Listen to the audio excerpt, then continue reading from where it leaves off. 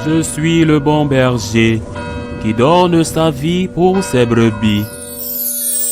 Le Seigneur soit avec vous et avec votre esprit. Évangile de Jésus-Christ selon saint Luc.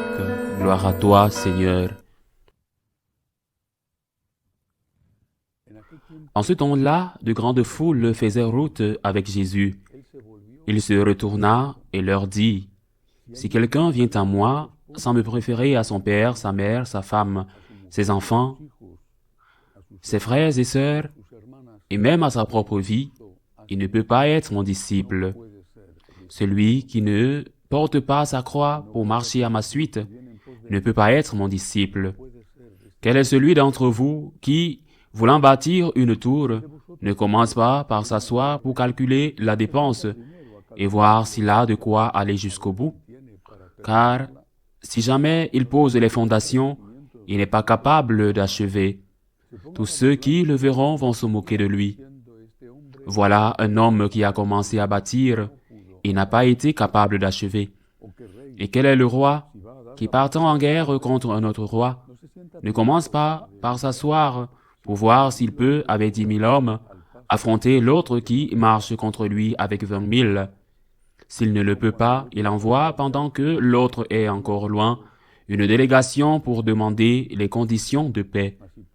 Ainsi donc, celui d'entre vous qui ne renonce pas à tout ce qui lui appartient ne peut pas être mon disciple. Acclamons la parole de Dieu. Louange à toi, Seigneur Jésus. Aujourd'hui, l'Église nous offre la mémoire liturgique de quelques martyrs espagnols, cruellement assassinés pendant la guerre civile espagnole, sans être impliqués dans la politique, simplement parce qu'ils étaient prêtres catholiques. Parmi eux, Saint Pedro Bóveda, fondateur d'une congrégation religieuse, les Sœurs Thérésiennes, une congrégation qui rend encore gloire à Dieu aujourd'hui. Je crois que l'on commet une injustice à l'égard des martyrs espagnols et de nombreux martyrs, autres martyrs, en considérant qu'ils ont été victimes de leur idéologie politique. Ce n'est pas le cas. Beaucoup plus de 6 000 sont morts simplement parce qu'ils étaient prêtres religieux, religieuses ou laïcs catholiques. Beaucoup, par exemple, dans les rangs de l'Action catholique, on pourrait penser que ceux qui les ont tués ou les successeurs idéologiques de ceux qui les ont tués se seraient repentis, auraient demandé pardon. Il n'est pas arrivé une seule fois que les persécuteurs idéologiques des socialistes, des communistes ou des anarchistes qui ont tué, je le répète, plus de 6 000 personnes, rien que parmi les prêtres. Il n'y a pas eu un nombre incalculable de laïcs catholiques simplement parce qu'ils étaient catholiques. Il n'est pas arrivé une seule fois qu'ils demandent pardon. Aujourd'hui encore, on peut avoir de temps à autre des graffitis sur les murs des églises en Espagne, où il est écrit « L'église qui a le plus d'allure est celle qui brûle ». On se souvient de l'époque où tant d'églises qui abritaient parfois des œuvres d'art inestimables ont été brûlées. Si le pardon n'est pas demandé, ce n'est pas que nous, catholiques, ne pardonnons pas, car ces dernières années, l'Église a montré des signes, pas infinis, pas très nombreux, de pardonner à ceux qui l'ont offensé et de ne pas vouloir utiliser le préjudice reçu pour se défendre ou même demander les droits.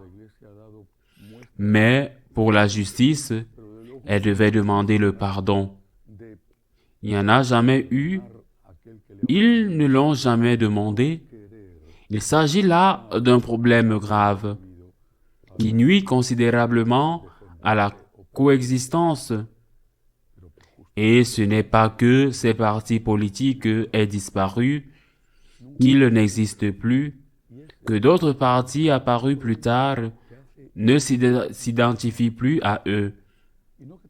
C'est peut-être le cas des anarchistes, bien qu'il existe encore des partis de cette tendance idéologique dans certaines régions d'Espagne.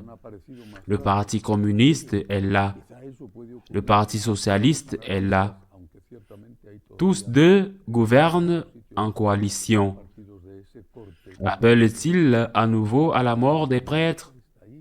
Pas officiellement, mais certains de leurs membres le font. Par exemple, il n'y a pas longtemps, un journaliste de cette idéologie sur une chaîne publique en Catalogne s'il avait dit qu'il fallait jeter des pierres sur les homosexuels, que se serait-il passé? Ou qu'il fallait jeter des pierres sur les gitans, ou sur les immigrés.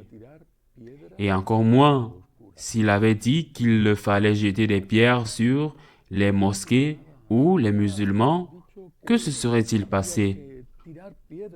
Non. Il a dit qu'il fallait jeter des pierres, qu'il fallait lapider les prêtres. Eh bien, rien ne s'est passé. Nous sommes toujours prêts à pardonner, mais le problème n'est pas résolu par notre désir répété de pardon. S'il n'y a pas de repentir de la part des agresseurs ou des héritiers des agresseurs pour l'horrible boucherie qu'ils ont commise. En ce qui nous concerne, je crois qu'il faut tenir compte des paroles de Jésus dans cet évangile, car elles laissent entrevoir la possibilité d'un martyre pour chacun d'entre nous. Il termine l'évangile aujourd'hui en disant, « Celui d'entre vous qui ne renonce pas à tous ses biens ne peut être mon disciple. » Renoncer à tous ses biens ne signifie pas seulement faire passer Dieu avant l'argent ou faire passer Dieu avant la réussite professionnelle et donc ne pas être prêt à trahir le Christ pour de l'argent ou pour procéder dans l'entreprise où l'on travaille. Progresser, avoir un bon niveau dans l'entreprise. Mettre Dieu avant tous les biens, c'est aussi mettre Dieu avant l'amour de sa propre vie. C'est ce qu'ont fait les martyrs. Certains d'entre eux n'avaient certainement pas le choix. Ils ont été tués là où ils ont été pris, sans procès, sans rien. Dans d'autres cas, ils ont été mis en prison avec un procès qui a été une moquerie et qui a conduit au meurtre. Mais beaucoup avaient le choix. On leur a dit, si vous reniez le Christ, si vous insultez le Christ, nous vous épargnerons la vie. Il existe des témoignages très concrets. Par exemple, des martyrs, des frères La Salle, dans le sud de l'Espagne, à Almeria, qui, confrontés à d'horribles tortures, auraient pu les éviter. Leur réponse a été « Vive le Christ roi ». Vive le Christ roi, et après cela, l'horrible torture, la mort, vive le Christ roi. Les prêtres jetés du haut des falaises du nord de l'Espagne, à Santander, étaient toujours les mêmes et ils avaient toujours à la bouche la même prière que celle du premier martyr. Pardonnez-leur, car ils ne savaient pas ce qu'ils font. Jésus l'a dit sur la croix. Saint Étienne, le premier martyr, l'a dit, et tous les martyrs l'ont dit depuis. Pardonnez-leur, car ils ne savent pas ce qu'ils font. Voilà ce que nous devons faire. Ils ne savent que tuer. Ils ne savent que détruire. c'est leur civilisation, la civilisation de la haine, du mensonge, de la calomnie, face à la haine qui se déchaîne de temps en temps, comme au Mexique avec les criteros ou en Espagne dans la guerre civile.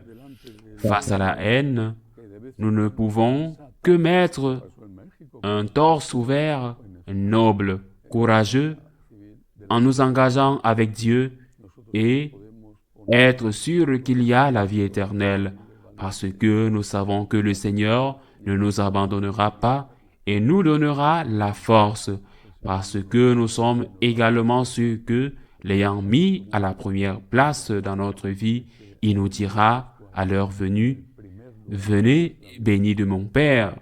N'oublions pas les martyrs, ce serait une injustice de les oublier. N'oublions pas les martyrs et soyons prêts à chaque instant à mettre Dieu à la première place dans la vie. Ainsi soit-il.